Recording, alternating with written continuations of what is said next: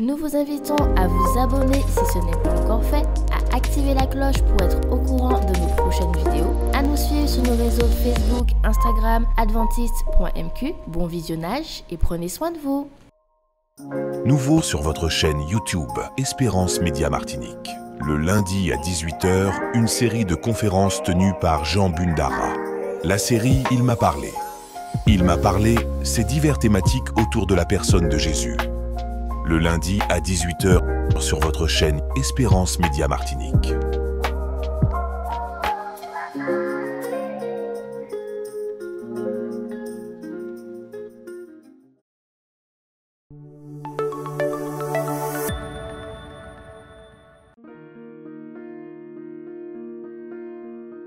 Vous avez besoin d'aide. Vous souhaitez vous entretenir avec un pasteur, un psychologue, un conseiller en relation d'aide. La cellule d'écoute de la Fédération des Églises adventistes du 7e jour de la Martinique est à votre disposition, 7 jours sur 7, de 8 h à minuit, au 0805 288 394. Cet appel est gratuit.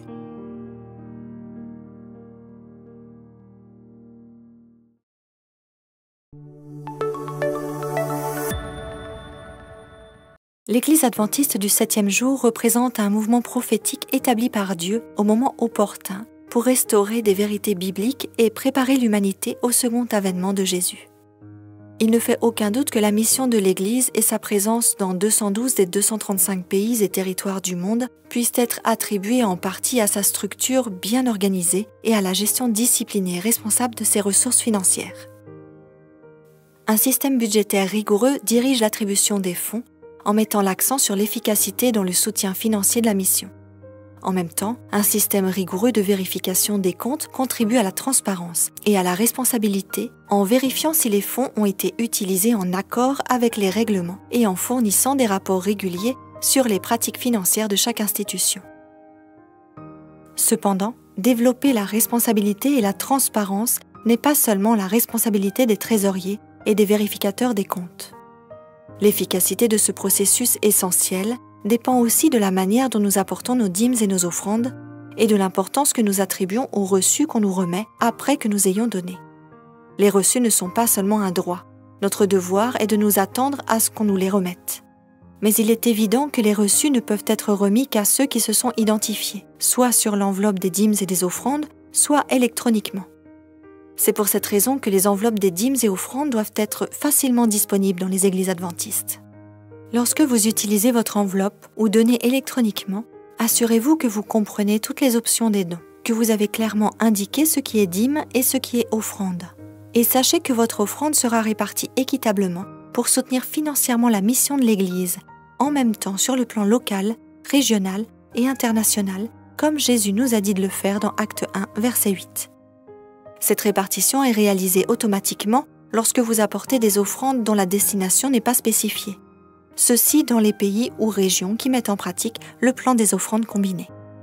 Bien que les offrandes anonymes puissent être une option acceptable, ce n'est que lorsque vous vous identifiez sur l'enveloppe matérielle ou électroniquement et que vous vous attendez à recevoir un reçu qu'une chaîne de conditions est lancée pour que les vérificateurs des comptes puissent accomplir leur devoir avec efficacité. Cependant, si par exemple vous décidez de donner votre dîme anonymement sans utiliser l'enveloppe, votre dîme sera probablement enregistrée comme offrande par le trésorier d'église.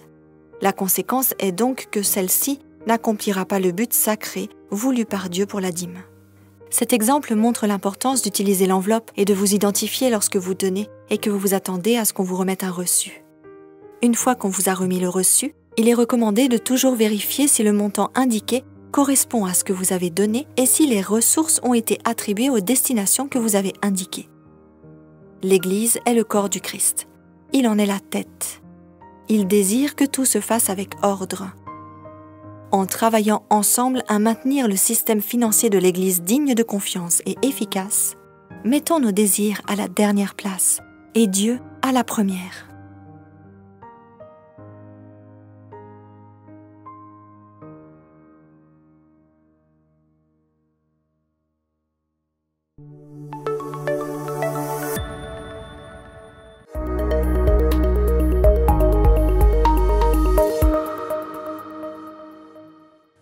Je vous salue en Jésus-Christ. Notre réflexion portera sur le fait de choisir d'être enfant de Dieu.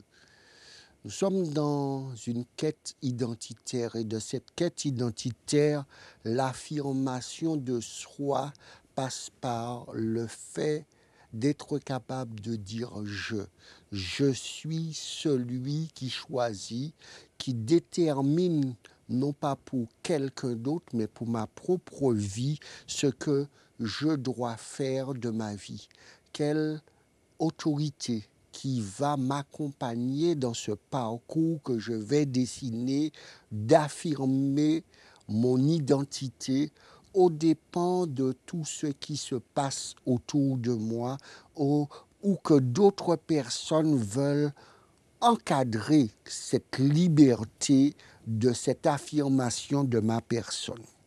Jean, chapitre 1er, versets 12 à 13, nous dit ceci. « Mais à tous ceux qui l'ont reçu, à ceux qui croient en son nom, elle a donné le pouvoir de devenir enfants de Dieu, lesquels sont nés non du sang, ni de la volonté de la chair, ni de la volonté de l'homme, mais de Dieu. » La quête identitaire passe aussi par une connexion avec le divin, avec ce Dieu transcendant qui m'accompagne et qui m'invite à accepter la proposition qu'il me fait. Et la proposition que Dieu souhaite faire à chacun de nous, c'est de nous adopter. Et ce qui est interpellant dans cette adoption, il dit, il nous a donné le pouvoir de devenir. Je choisis, moi, d'affirmer mon identité, d'affirmer le je que je suis pour dire je suis enfant de Dieu. Non pas parce que cela m'a été imposé, mais parce que j'ai répondu à une invitation qui m'a été faite. Et dans cette invitation, le Christ va aussi lancer cette invitation à Matthieu. Lorsque nous lisons Matthieu 9, verset 9, il dit ceci. De là, étant allé plus loin, Jésus vit un homme assis au lieu des péagers et qui s'appelait Matthieu. Il lui dit, « Suis-moi ». Cet homme se leva et le suivit. Matthieu, qui est un collecteur d'impôts, et à cette époque, il travaillait pour l'autorité romaine pour demander à son peuple de payer des impôts à un asservissement de Rome. Aussi, les collecteurs d'impôts aimaient et faisaient ce qui était inadmissible, demandaient plus que ce que la loi demandait et ils gardaient le surplus des impôts qu'ils avaient collectés, ce qui montrait que ces hommes étaient en train de s'enrichir. Pourtant, lorsqu'ils se trouvent face à Jésus, Jésus lui dit, « Suis-moi ». Il va laisser toutes ces choses, il va laisser tout ce qui était de son confort et aussi de ce qu'il pouvait amasser comme fortune pour pouvoir suivre Jésus. Je voudrais vous inviter à vous laisser interpeller par le fait qu'en ayant compris, en ayant vu ce que l'acceptation volontaire peut produire en nous, nous puissions devenir comme Matthieu en disant « Je me lève et je le suis. Je choisis de prendre une autre orientation, une autre direction, une direction qui m'emmène dans la vie éternelle. » Et c'est pour cela qu'il m'est bon de vous dire que Dieu est capable de m'aider à affirmer mon identité. Jésus, voyant une foule assise autour de lui, donna l'ordre de passer de l'autre bord. Un scribe s'approcha et lui dit « Maître, je te suivrai partout où tu iras. » Jésus lui répondit, « Les renards ont des tanières, les oiseaux du ciel ont des nids, mais le Fils de l'homme n'a pas de lieu où reposer sa tête. » Un autre d'entre les disciples lui dit, « Seigneur, permets-moi d'aller d'abord ensevelir mon Père. » Mais Jésus lui dit, « Suis-moi, laisse les morts ensevelir les morts. » Nous sommes dans deux situations très interpellantes. Et dans ces deux situations qui nous est donnée, il y a une action qui se dessine. Et cette action qui se dessine, cet homme veut suivre, veut être en accord avec sa personne. Mais Jésus lui dit, mais cet accord que tu veux avoir avec moi et aussi avec toi, d'accepter de me suivre, de prendre bien en compte tout ce que cela implique et tout ce que tu devras abandonner et aussi accepter d'accueillir ce que j'ai de nouveau à t'apporter. Et cette joie qui vient du ciel, mais qui sera bien différente de celle que tu as aujourd'hui. Après, cet homme, le deuxième, il est prêt à suivre Jésus et il veut le suivre. Et Jésus, mais il veut aussi se dire, j'ai des choses à faire avant. Et Jésus lui dit, l'affirmation de ton identité ne te donne pas le droit, ni t'autorise à dire, je renvoie demain. Il n'y a rien, et Jésus a pris le cas le plus extrême, qui est le cas d'accompagner le défunt dans sa dernière demeure pour lui montrer que même lorsque nous sommes face à la mort, pour pouvoir enterrer notre famille, notre père, notre mère, ça ne nous interdit pas et on ne doit pas laisser même la mort nous empêcher d'affirmer qui nous sommes, d'affirmer le choix que nous avons fait.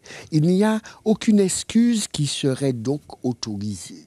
Mais lorsque Jésus affirme cela, vous savez, il y a toujours des réfractaires, car vous savez, aujourd'hui encore, l'affirmation de notre identité est toujours remise en question jusqu'à aujourd'hui.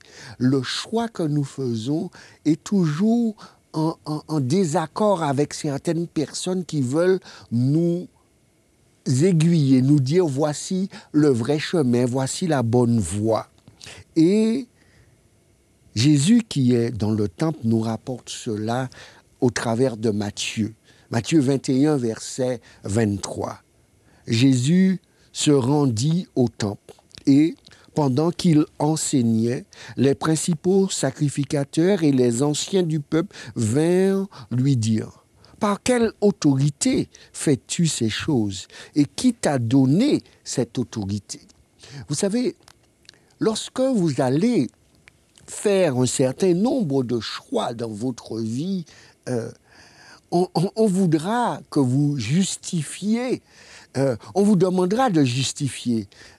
Parce qu'ils ne comprennent pas, parce qu'il y avait d'autres possibilités. Pourquoi tu choisis celle-là? Parce que ça nous met en tension. Ça met personne en tension, puisque si tu acceptes que tu es libre, accepte ma liberté de choisir. Accepte que le Christ qui fait ce travail en moi, avec ce Dieu transcendant que j'ai envie de me connecter, me donne la possibilité d'être libre comme j'accepte de toi cette liberté. Et de cette liberté, nous pouvons nous réjouir tous ensemble de pouvoir choisir. Et souvent, on va te demander, mais qui t'a donné ce droit, qui t'a donné ce pouvoir? Mais ce pouvoir, je l'ai parce que j'existe, je l'ai parce que Dieu me l'a donné, je l'ai parce que je suis libre et que cette liberté, j'ai choisi de me l'approprier. Alors par quelle autorité? Parce que je suis je et j'existe et je choisis pour moi.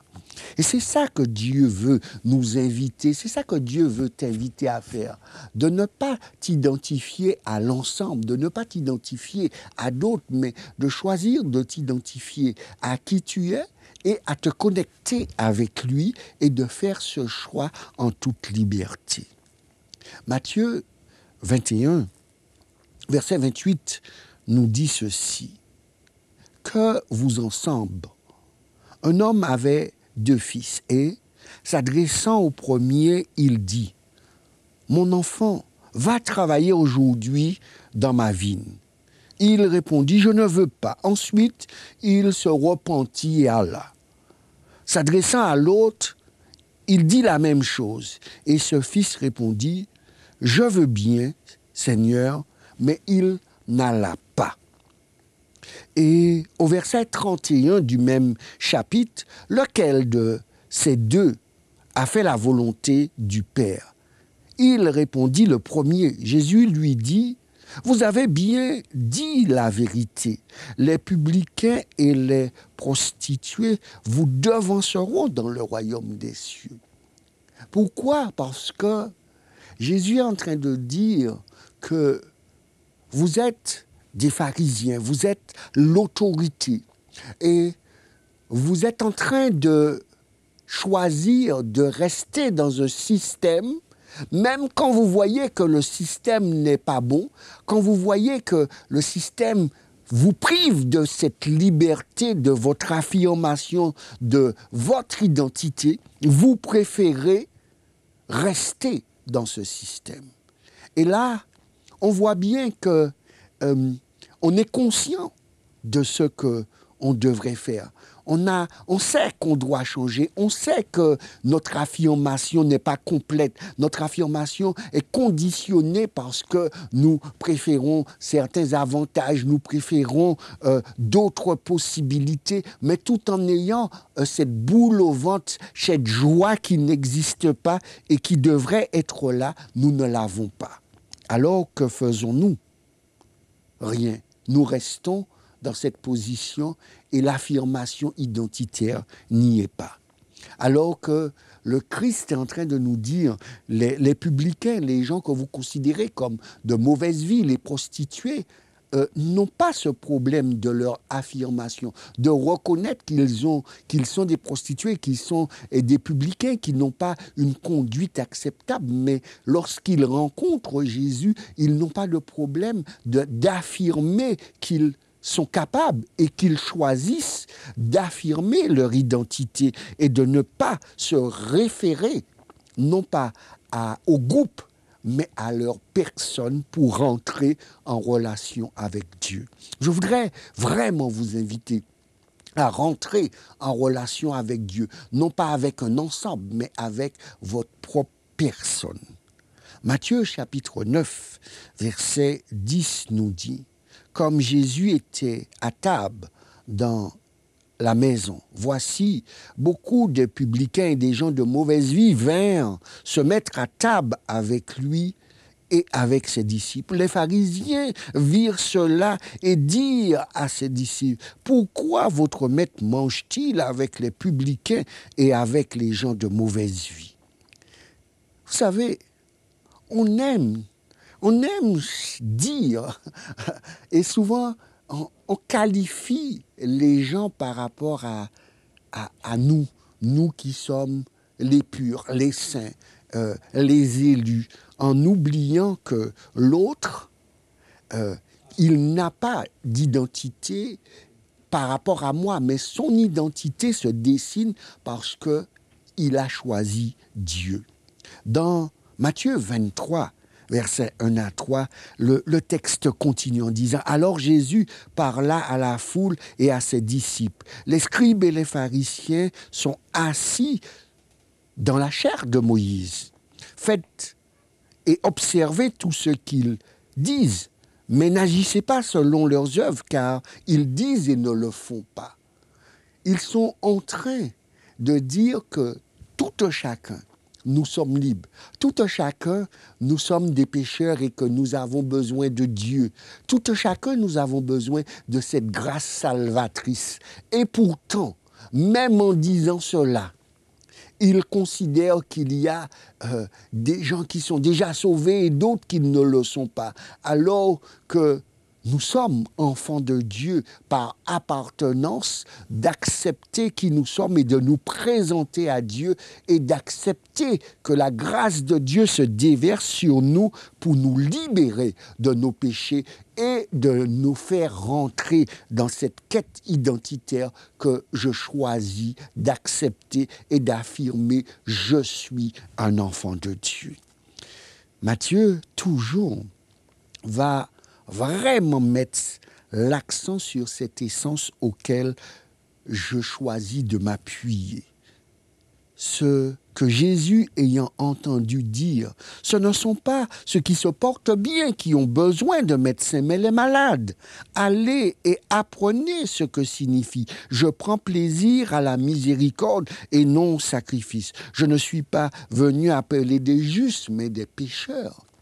Quand Dieu vient à notre rencontre, il sait que nous sommes tous des pécheurs. Il sait que tous nous avons commis, nous avons eu des comportements, nous avons eu une histoire belle et pas belle, mélangée, mais parce que à un moment dans notre vie, je choisis de dire « Seigneur, je te demande pardon. Seigneur, purifie-moi et accepte ce chemin de purification que je choisis de faire avec toi. » Alors, la liberté intervient parce que Dieu m'affranchit, parce que je choisis de vivre dans la vérité. Je choisis de reconnaître que je suis pécheur et que pendant toute ma vie, je serai sur cette grâce qui m'emmènera dans la vie éternelle. Et là, je comprends l'invitation qui sera faite à ma propre personne et que je veux me rassembler avec toi dans cette famille, dans cette grande foule qui attend Jésus. Mais la foule se rassemble et forme une grande famille, tout en n'oubliant pas que cette grande famille est des personnes qui ont accepté une identité qui est celle du Christ de manière individuelle et qui se réunissent dans cette collectivité pour proclamer cette identité individuelle. Oh oui, et c'est par là que Christ nous rassemble. Dans Marc 10, verset 17, comme Jésus se mettait en chemin, un homme accourut et se jetant à genoux devant lui, « Bon maître », lui demanda-t-il, « que dois-je faire pour hériter la vie éternelle ?» Jésus lui dit, « Pourquoi m'appelles-tu bon ? Il n'y a de bon que Dieu seul. » Et Jésus va lui décrire comment il devrait avoir cette vie éternelle. Tu connais les commandements. Tu ne commettras point d'adultère, tu ne tueras point, tu ne déroberas point, tu ne diras point de faux témoignages, tu ne feras de tort à personne, honore ton père et ta mère. Il lui répondit, « Maître, j'ai observé toutes ces choses depuis ma jeunesse. » Alors, pourquoi, en ayant fait toutes ces choses que le Christ est en train de lui rappeler, qui est le ciment même de ce qui dessine sa vie et qui dessine la relation qu'il devrait avoir avec Dieu, avec ce Dieu transcendant qui se connecte avec lui et il ne reconnaît pas, il ne sent pas, il n'éprouve pas qu'il est en connexion. Mais Jésus va lui dire, voici ce que tu devrais faire parce que cette connexion semble être imparfaite pour toi. Jésus ayant regardé l'aima et lui dit, « Il te manque une chose, va, vends tout ce que tu as, donne-le aux pauvres et tu auras un trésor dans le ciel, puis viens et suis-moi. » On était dans le faire et tout ce qui devait être fait, il l'avait fait. Mais ce qui était de sa personne, d'investir de sa personne dans la relation avec l'autre, il n'était pas prêt à le faire. Et c'est ça que je voudrais vous interpeller en ce jour, dans cette approche que nous devons avoir avec Dieu. Je choisis d'être un enfant de Dieu pour faire partie de cette famille. Et dans cette famille, je reconnais que la dimension individuelle est nécessaire, elle est l'acte primaire pour pouvoir rentrer dans l'acte de la transcendance qui va nous réunir en tant que famille, en tant que peuple de Dieu. Alors, je dois investir de ma personne. Et là, le texte me dit dans Marc 10, verset 22, « Mais affligé par cette parole, cet homme s'en alla tout triste car il avait de grands biens. » Il n'était pas prêt d'investir cette partie. Il n'était pas prêt d'investir la totalité de son aide, de sa personne, de ses possessions pour pouvoir réaliser le projet qui était son projet de vie. Je voudrais vous inviter à investir de votre personne pour votre projet de vie, pour vivre, pour profiter de cette connexion que Dieu nous propose. Dans Matthieu 19, versets 25 à 26, les disciples ayant entendu cela furent étonnés et dirent « Qui peut être sauvé ?» Jésus les regarda et leur dit « Aux hommes cela est impossible, mais à Dieu tout est possible. » Dieu est prêt, Dieu est capable de faire ce travail avec moi pour que je puisse m'affirmer, pour que je puisse dire à ceux qui sont autour de moi, je l'ai choisi. J'ai choisi de vivre cette relation. Et cette relation que j'ai choisie m'a fait rentrer dans la famille de Dieu. Et là, avec Dieu, cela est possible. Et Dieu va m'inviter, Dieu m'emmènera dans cet émerveillement, et de cet émerveillement, je vais me reconnaître, je vais me reconnecter avec Dieu et avec la personne que je suis, et découvrir que cette personne a des possibilités infinies, car Dieu marche avec lui sur le chantier que lui, il a dessiné pour chacun de nous. En cet instant, je voudrais vraiment vous inviter à vous approprier cette identité, à vous approprier cette liberté. Et de cette liberté se dessinera la personne que vous avez choisi d'être, la personne que vous avez choisi de révéler au monde, l'enfant de Dieu. Que Dieu vous bénisse.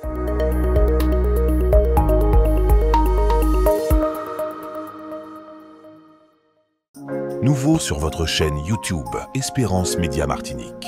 Le lundi à 18h, une série de conférences tenues par Jean Bundara. La série « Il m'a parlé ». « Il m'a parlé », c'est divers thématiques autour de la personne de Jésus. Le lundi à 18h sur votre chaîne Espérance Média Martinique.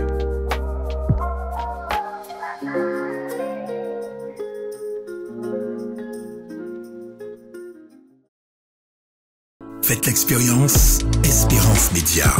Vibrez, écoutez et regardez votre radio Espérance FM en direct. Les podcasts de vos émissions préférées, les worship moments, tout à portée de main en un clic.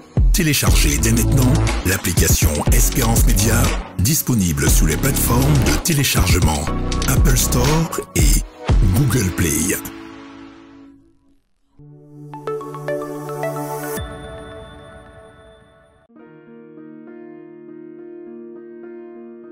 Vous avez besoin d'aide. Vous souhaitez vous entretenir avec un pasteur, un psychologue, un conseiller en relation d'aide. La cellule d'écoute de la Fédération des Églises adventistes du 7e jour de la Martinique est à votre disposition, 7 jours sur 7, de 8h à minuit, au 0805 288 394. Cet appel est gratuit.